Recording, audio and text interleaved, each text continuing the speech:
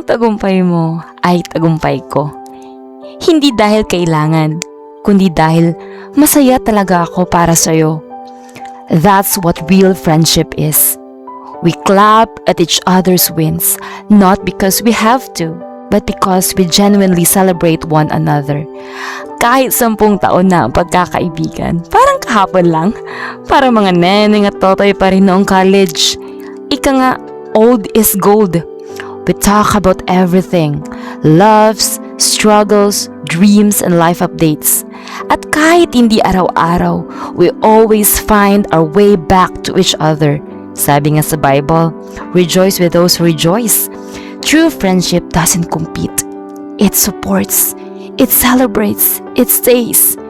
This kind of friendship is rare, and I'm choosing to keep it.